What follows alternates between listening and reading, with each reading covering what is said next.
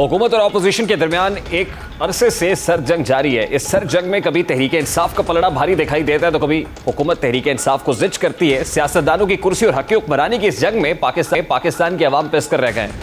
अवामी फलाह के काम रुक चुके हैं। इदारे आमने सामने होने के बायस अब सिर्फ मुल्क में एक वाहिद चीज़ जो हो रही है वो है सियासत। इस सियासत के दौरान अक्सर औकात कशीदगी भी उरूज पर रही, लेकिन अब इस कशीदगी को दूर करने के लिए बहुत सी जमातें सामने आई हैं जो चाहती हैं कि मुस्लिम लीग नून और पीटीआई मुज़ाकरात की मेज़ पर बैठे और मसाइल का हल निकालें। जमात इस्लामी ने मुस्लिम लीग नून और पीटीआई को बातचीत पर आमादा करने के लिए अहम किरदार अदा किया और अमीर जमात इस्लामी ने वज़ीर आज़म शहबाज शरीफ और पीटीआई चेयरमैन इमरान खान से हफ्ते को अलग अलग मुलाकातें की थी। इनके इस मस्बत किरदार के बाद इतलात है कि अब दोनों जमातों ने बिलवास्ता मुज़ाकरात की हामी भर ली है। दोनों जमातों की जानिब से मुज़ाकराती टीमों का ऐलान भी कर दिया है। पाकिस्तान मुस्लिम लीग नून ने अमीर जमात इस्लामी सिराजुल हक के इत्तफाक राय के लिए भरपूर इकदाम का मस्बत जवाब देते हुए अयाज सादिक और साद रफीक को मुज़ाकरात की जिम्मेदारी सौंप दी है, जबकि पीटीआई ने इस मकसद के लिए परवेज़ खटक, महमूद रशीद और एजाज चौधरी पर मुश्तमिल 3 रुकनी कमेटी बनाई है। दूसरी जानिब इम्कान है कि जमात इस्लामी की जानिब से ईद उल फितर के बाद मुल्क भर में एक रोज़ इंतखाबात कराने की तारीख का फैसला करने के लिए यकनकाती एजेंडे पर कसीरुल जमाती कॉन्फ्रेंस यानी APC मुनक्किद की जाए। इस कॉन्फ्रेंस का वाहिद मकसद ये होगा कि हुकूमती इत्तेहाद को अक्टूबर से पहले आम इंतखाबात करने के लिए कायल करने की कोशिश की जाए, जबकि पीटीआई इंतखाबात खासतौर पर पंजाब में 14 मई को कराने के मुतालबे से दस्तबरदार हो जाएगी। मुज़ाकरात की तस्दीक vice chairman PTI Shah Mahmood Qureshi की जानिब से भी की गई है, जिनका कहना है कि सियासी जमात कभी मुज़ाकरात से कतराती नहीं है और हमने हमेशा कहा है कि मुज़ाकरात के लिए तैयार है। आज इमरान खान ने भी सहाफ़ियों से गैर रस्मी गुफ्तगू करते हुए मुज़ाकरात से मुताल्लिक बात की। देखिए, मुज़ाकरात किस चीज़ पे करने हैं? आइन के ऊपर चलने के लिए मुज़ाकरात की तो जरूरत नहीं है, बहरहाल हम कर रहे हैं, लेकिन 90 दिन के बाहर इलेक्शन नहीं हो सकते, उसके बाहर आइन खत्म हो जाता है। इसके ऊपर सारे पाकिस्तान की लीगल कम्युनिटी इस पे मुत्तफिक है कि जिस वक्त अगर इन्होंने स्टेट बैंक ने सुप्रीम कोर्ट के कहने पे पैसा ना दिया, इसका मतलब है कि पाकिस्तान का आइन खत्म हो गया। इसका मतलब यहाँ कानून की हुक्मरानी बिल्कुल ही खत्म हो गया। अब इस आम मोड़ पर जमात इस्लामी मुतहर्रिक हो गई है और जमात इस्लामी के किरदार की बात की जाए तो 2014 के धरने में भी सिराजुल हक साहब से इमरान खान की बातचीत हुई थी, लेकिन उस वक्त रिपोर्टेडली इमरान खान साहब ने जमात इस्लामी की बात उस वक्त नहीं मानी थी जब वो धरने में चले गए थे और फिर उसके बाद कुछ लोगों के किरदार अदा करने के नतीजे में इमरान खान को वापस असम्बली में आना पड़ा था। यानी Jamaat Islami at this point in time क्या 2014 वाला किरदार अदा कर पाएगी? और फिर सवाल तो ये भी है कि क्या इमरान खान 2014 की तरह जमात इस्लामी और सिराजुल हक से धोखा करेंगे या वाकई अब कोई एग्रीमेंट करके कोई इत्तफाक राय पैदा होगा और उसके बाद मुज़ाकरात की मेज़ पर खुद भी इमरान खान साहब बैठ जाएंगे? क्योंकि जमात इस्लामी ये बात कर रही है कि 3 पॉलिटिकल स्टेक होल्डर्स का एक कंसेंसस डेवलप करना बहुत इंपॉर्टेंट है। वो पाकिस्तान पीपल्स पार्टी है, पाकिस्तान मुस्लिम लीग नून है और पाकिस्तान तहरीक इंसाफ है। इस वक्त तक पाकिस्तान पीपल्स पार्टी भी एक मुज़ाकराती कमेटी बना चुकी है और आज ही यूसुफ रज़ा गिलानी और कमर जमान कायरा एक बड़ी इंपॉर्टेंट प्रेस कॉन्फ्रेंस भी करने जा रहे हैं। आज रात 8 बजे का वक्त दिया गया है कि वो इसमें क्या एक एजेंडा अनफोल्ड करते हैं। लेकिन साथ ही साथ जो पाकिस्तान मुस्लिम लीग नून है उसने भी जो है इस हवाले से मुज़ाकराती कमेटी कायम की, जिसमें ख्वाजा साद रफीक भी हैं और सरदार अयाज सादिक भी हैं। पाकिस्तान तहरीक इंसाफ भी एक मुज़ाकराती कमेटी बना चुकी है और अपने जो मेंबरान हैं उनके नाम भी सामने आ चुके हैं। अब देखता है कि अल्टीमेटली ये मामला मैच्योर होता है या नहीं। इससे कबल शरीक चेयरमैन पीपल्स पार्टी आसिफ जरदारी ने तो असम्बली फ्लोर पर खड़े होकर आज़म को मुज़ाकरात की मेज़ पर आने की दरख्वास्त की थी और ये कहा था कि इमरान खान को कि अगर वो मुज़ाकरात करना चाहते तो उनको चलकर वज़ीर आज़म के पास आना पड़ेगा। We can request the Prime Minister for a dialogue with the opposition, with anybody he wants to, but they have to come to him. He is the Prime Minister. They can't come to me. It's like I am nobody. The government of its time, led by the Prime Minister, is the only valid authority to do a dialogue with them. अभी जो कुछ हो रहा है और मुज़ाकरात की बातें हो रही हैं, इनको समझने के लिए कौमी सलामती कमेटी इजलास को जानना बहुत ज़रूरी है, जहाँ पर आर्मी चीफ सैयद आसिम मुनीर ने भी गुज़श्ता दिनों जो इन कैमरा सेशन से खिताब किया था उसमें ये बात दोहराई थी कि नए और पुराने पाकिस्तान की बहस छोड़कर हमें हमारे पाकिस्तान की बात करनी चाहिए। अवाम के मुंतखब नुमाइंदे मंजिल का तयन करें, अवाम ही सेंटर ऑफ ग्रेविटी होने चाहिए और पाक फ़ौज पाकिस्तान की तरक्की और कामयाबी के सफ़र में इनका भरपूर साथ देगी।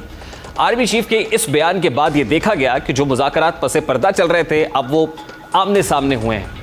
वही फरीकैन जो एक दूसरे की शक्ल देखने को मतलब रवादार नहीं थे, एक दूसरे को देखना पसंद नहीं करते थे, अब आमने सामने आकर बैठकर बातचीत करने पर आमादा होते हुए दिखाई दे रहे हैं। इससे कबल गुज़श्ता माह सिविल सोसाइटी की तंजीमों ने भी दोनों पार्टियों के साथ मुलाकातें की थी और ऑल पार्टीज़ कॉन्फ्रेंस बुलाने के लिए कायल करने की भी कोशिश की थी। मुज़ाकरात की शुरुआत होने के बाद अब कुछ इत्तलात भी सामने आना शुरू हो गई हैं कि इब्तदाई तौर पर पीटीआई ने मुज़ाकरात के लिए कुछ शराइत भी रख दी हैं, जिसके मुताबिक केसेस का खात्मा और कौमी असम्बली में वापसी शामिल है। यानी जो प्री कंडीशन है मुज़ाकरात की, सबसे पहले तो केसेस को ख़त्म करें और फिर हमारा कौमी असम्बली में जो वापसी का रास्ता है वो भी हमवार किया जाए। ये वही फरमाइशें जो तहरीक इंसाफ की जानिब से 2014 में धरने के बाद की गई थी और तब तहरीक इंसाफ को कौमी असम्बली में वापसी की राह मिल गई थी। अब देखना यह है कि इन मुज़ाकरात में कौन अपनी बात मनवाने में कामयाब, क्या पाकिस्तान तहरीक इंसाफ अल्टीमेटली पार्लियामान में वापस आ जाती है, क्योंकि इस वक्त जो ताकतवर हल्के हैं वो भी यही बातें करते हैं कि पार्लियामान की सुप्रीमेसी होनी चाहिए और जो फैसले हैं वो पार्लियामान से बाहर नहीं बल्कि पार्लियामान के फ्लोर पर होने चाहिए। तो अल्टीमेटली अगर पाकिस्तान तहरीक इंसाफ को बातचीत करना चाहती है तो उसके लिए उनको पार्लियामान में होना पड़ेगा और पार्लियामान में आने का रास्ता क्या पीडीएम की तरफ से दिया जाएगा, नहीं दिया जाएगा, इसका इन्हिसार इन मुज़ाकरात के ऊपर है। सरदार तनवीर इलियास की नाअहली के बाद से तहरीक इंसाफ आज़ाद कश्मीर में भी मुश्किलात का शिकार है। आज़ाद कश्मीर में भी वो धड़ेबंदी का शिकार हो चुकी है और अपने ही लोग उनका साथ छोड़ने को तैयार हैं। सरदार तनवीर इलियास ग्रुप वज़ारत उज़्मा के लिए अपना उम्मीदवार लाना चाहता है, जबकि सदर आज़ाद कश्मीर बैरिस्टर सुल्तान अपने करीबी साथी को वज़ीर-ए-आज़म देखना चाहते थे, जिससे दोनों ग्रुपों के दरमियान इख्तलाफात पैदा हुए जो कल रात से अब खुलकर सामने आना शुरू हो गए हैं। इन इख्तलाफात को ख़त्म करने के लिए असद कैसर और परवेज़ खटक ने कोशिश की, लेकिन ये कोशिशें कामयाब नहीं हो सकीं। अब इत्तलात हैं कि सदर रियासत आज़ाद जम्मू कश्मीर बैरिस्टर सुल्तान महमूद ने तहरीक इंसाफ के चेयरमैन इमरान खान के खिलाफ बगावत करते हुए फॉरवर्ड ब्लॉक कायम कर लिया है और अपना वज़ारत उज़्मा का उम्मीदवार नामजद कर दिया है। पीटीआई फॉरवर्ड ब्लॉक ने चौधरी रशीद को नामजद किया है और बैरिस्टर सुल्तान ग्रुप के नामजद वज़ीर-ए-आज़म को पीपल्स पार्टी और नून लीग के अरकान ने भी सपोर्ट करने का ऐलान कर दिया।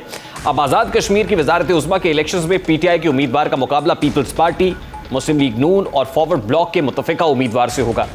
आज़ाद कश्मीर कानून साज असम्बली के आज होने वाले अहम इजलास में नए कायदे ऐवान का इंतखाब किया जाना था। पीटीआई फॉरवर्ड ग्रुप के उम्मीदवार इस हवाले से फेवरेट बताए जा रहे थे। दूसरी जानिब मुस्लिम लीग नून आज़ाद कश्मीर के सदर शाह गुलाम कादिर ने कहा कि पावर शेयरिंग फार्मूले के तहत हमारा इत्तेहाद पीपल्स पार्टी के साथ था।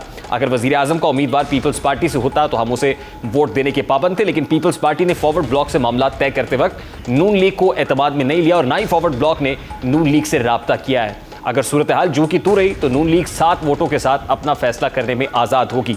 ये आज इजलास होना था बड़ा इंपॉर्टेंट, लेकिन ये कल तक फिर मुलतवी हो गया है। जो कल होना था वो आज तक प्रोलॉन्ग हुआ, अब आज का जो इजलास है वो फिर कल तक मुलतवी हो गया है। जोड़ तोड़ अभी भी जारी है। पाकिस्तान तहरीक इंसाफ के पास जब 26 लोग थे, इस वक्त बैरिस्टर सुल्तान महमूद ग्रुप के साथ 20 लोग मौजूद हैं और बाकी मानदा 32 में से 12 लोग हैं जो पाकिस्तान तहरीक इंसाफ के साथ है। टोटल 32 हैं, 32 में से 20 फॉरवर्ड ब्लॉक का हिस्सा है, 12 इस वक्त पाकिस्तान तहरीक इंसाफ के साथ हैं, जबकि इस वक्त पीपल्स पार्टी और नून लीग के कंसेंसस जो वो भी मौजूद है। और ज़राए के मुताबिक नून लीग के एतराज़ के बाद मुस्लिम लीग नून फॉरवर्ड ब्लॉक अबल सामने आने के बाद फॉरवर्ड ब्लॉक को की तरफ से बैरिस्टर सुल्तान महमूद ने रात गए नून लीग के साथ मुज़ाकरात शुरू कर दिए हैं ताकि उन्हें फॉरवर्ड ब्लॉक के उम्मीदवार चौधरी रशीद की हिमायत पर आबादा किया जा सके। अब पीपल्स पार्टी और नून लीग का जो वोट है वो भी बड़ा इंपॉर्टेंट हो गया है। अगर पीपल्स पार्टी फॉरवर्ड ब्लॉक के साथ जाती है तो उसे फिर नून लीग के चंद वोट दरकार होंगे कि वो अपने वज़ीर-ए-आज़म को जो है इलेक्ट करा सके। लेकिन इस वक्त पाकिस्तान तहरीक इंसाफ की तरफ से भी सरतोड़ कोशिशें की जा रही है कि जो गैप या रिफ्ट इस वक्त आई हुई है जल्द अज जल्द इसको भी फिल कर लिया जाए। लेकिन इत्तलात ये बताती हैं कि आज़ाद कश्मीर से पाकिस्तान तहरीक इंसाफ का सफाया होने वाला है, या तो फॉरवर्ड ब्लॉक की झोली में गिरेगा और प्रीडोमिनेंटली इस वक्त पाकिस्तान पीपल्स पार्टी फेवरेट दिखाई दे रही है। प्रोग्राम का वक्त अपने इख्तिताम को पहुंचा। आपसे मुलाकात होगी इंशाल्लाह कल। अपना रखिए ख्याल। अल्लाह हाफ़िज़।